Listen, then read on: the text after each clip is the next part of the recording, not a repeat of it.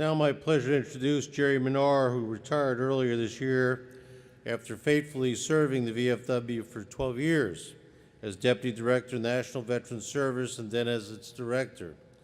And Gerry is a Vietnam War Navy veteran who, prior to joining the VFW Washington office staff, would have a 30-year career with the Department of Veterans Affairs in Detroit, in Seattle, in Los Angeles, and the central office in Washington, D.C.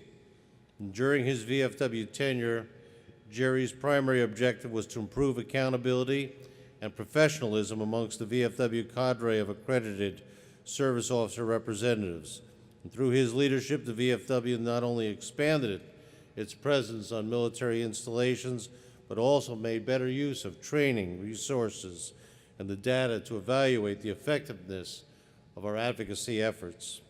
He oversaw the implementation of NVS's quality assurance program and encouraged his training team to consistently improve the relevance of quality training materials that were presented.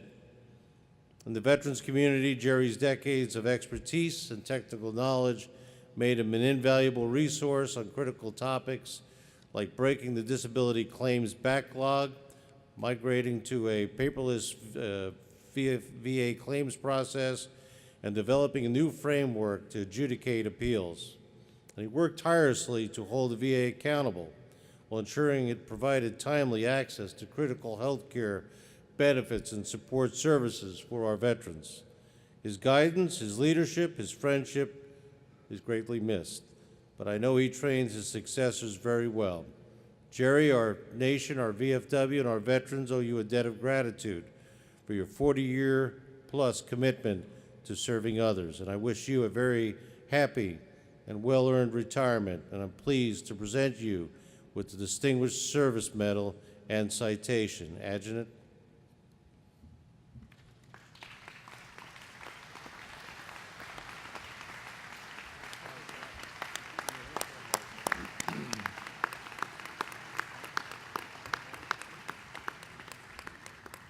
Distinguished Service Medal and Citation awarded to Gerald Manar in lasting appreciation and spirited recognition of his 40 years of exceptional and faithful service to our organization, our country, and its veterans. As a Vietnam War Navy veteran, his service and 30-year career with the Department of Veterans Affairs helped ensure his VFW tenure included improving accountability and professionalism among the VFW's cadre of accredited service officer representatives and implementing quality assurance programs to ensure American service members, veterans, and their families receive the highest quality level of support and assistance they deserved and earned.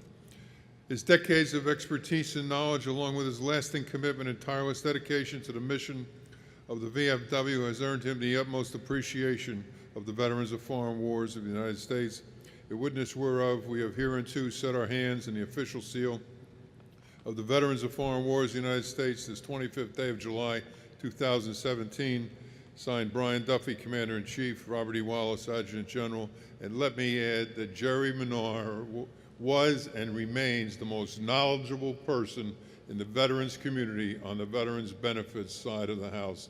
And we have one thing that nobody else has. We have his phone number. Thank you, Bob.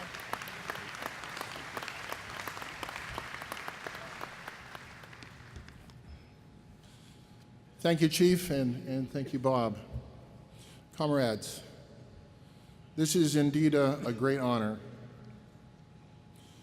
but it comes with some regret on my part that it comes at a time when you have to step aside. The good news is that by stepping aside, a significant number of people who worked for me have been able to move up and continue the great work that they have at National Veterans Service. Sometimes these speeches start sounding like those people who receive an Oscar or an Emmy thanking dozens of people you don't know. They always leave their spouse until the end and rush it out as the music swells to hurry them off stage. Let me break that tradition right here, and I'd like to thank my wife, Penny. She has stood by me for over 32 years, offering encouragement, support, and occasional criticism.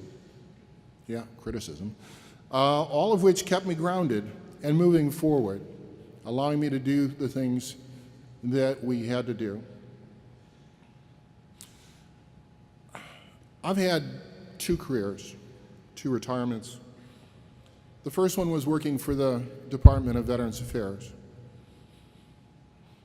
And I always tried to do the very best, both as an adjudicator working on the benefits side and then moving up to become a manager, to ensure that veterans received every benefit that they were entitled to under the law. Every benefit. And it didn't matter if 20 people before me had looked at a case and didn't recognize that there was a way. I always took great pride when I was able to find a way forward to give veterans the benefits that they have earned. But I have to tell you, after retiring from the VA, coming to work for the Veterans of Foreign Wars was liberating and quite often fun. It's a period of time that I'll cherish always.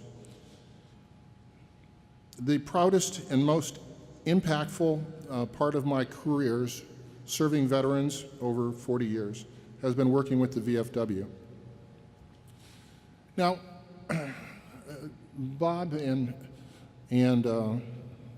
Chief Duffy have told you a little bit about what we were able to accomplish over the last 12 years.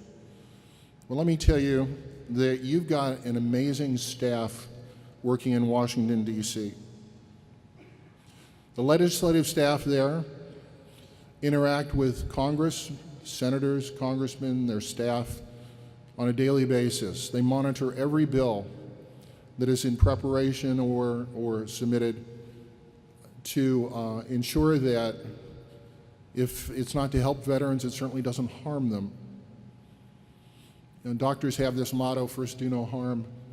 That's what we expect from the Congress and the VA when dealing with veterans. But the National Veteran Service, it's the largest service in all of the national VFW organization. 64 men and women working to improve your lives and the lives of all veterans. They're responsible for screening and accrediting over 1,900 VFW service officers around the world. Last year, those service officers helped 117,000 veterans receive benefits from the VA for the very first time, acquiring for them $1.2 billion in new benefits. All veterans who were represented from the VFW received over $7 billion last year. That's real value-added service. One of the jobs of the National Veteran Service is not just to help accredit service officers who are nominated by your department commanders, but to also train them. And the VFW has a complex, high-quality training program that provides up to 80 classroom hours a year for your department service officers and other service officers who work in VA regional offices. 80 hours. There's no other service organization that I'm aware of, certainly not the Legion, certainly not the DAV, that provide that much classroom training to their service officers. In addition to training, we have service officers stationed all around the country. We have service officers on more than 22 military installations, helping servicemen and women in their last 6 months of service as they're transitioning to civilian life, understand what they may be entitled to from the VA and filing their claims. And it's not just helping them file a claim, but when those claims are adjudicated by the VA, we have people stationed in Winston-Salem, in Salt Lake City, where those claims are processed, to review those claims and ensure that they're done correctly. And if they're not done correctly, long before the veteran's notified, to go back to the VA and say, look, this is why it's not a correct decision. We train our service officers to not deal with emotion, but deal with the law and the regulations. Not every veteran is satisfied with the decision they receive from the VA. So we have a staff of highly trained appeals specialists at the Board of Veterans' Appeals who review every appeal that makes it that far through the appeal process, and their job is to craft the best argument they can based on the facts of the case to ensure that the veteran law judges who make those decisions understand what the issues are and what they're able to do based on the law. In the last year that we have records from the Board of Veterans' Appeals, I'm pleased to report to you that the Veterans of Foreign Wars service officers had a higher grant rate from the Board of Veterans' Appeals than they did service officers from the American Legion or the Disabled American Veterans.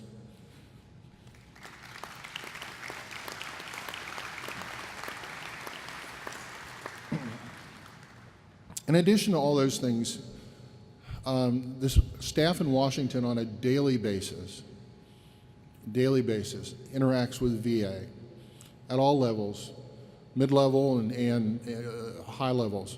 The other day we had two undersecretaries here provide information at benefits forums, and these are the people that your representatives on the National Veterans Service staff and Bob Wallace interact with almost daily. Their job is to see that in healthcare and education and compensation and pension benefits, that the VA is doing everything according to the law, that they're not instituting policies that are harmful to veterans.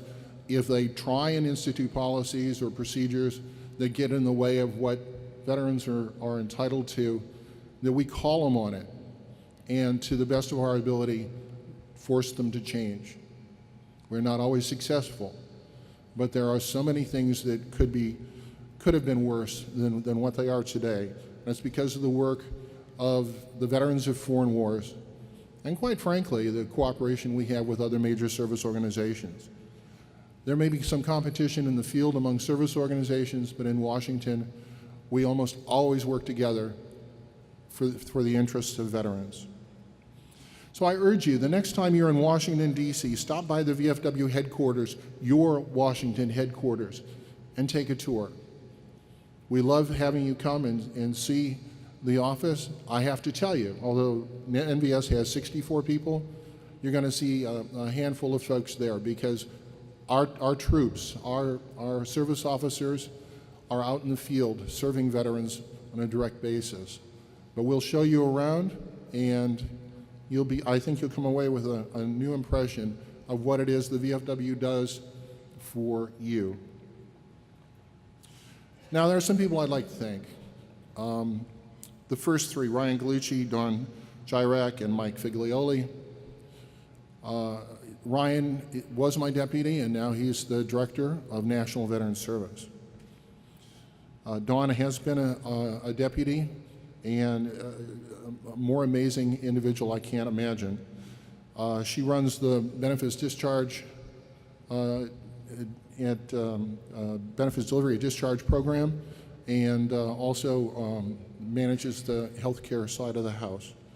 Mike Figlioli manages the benefits side, the service offices in Washington, D.C. at the old regional office, and in Kansas City, and also manages the folks at the board.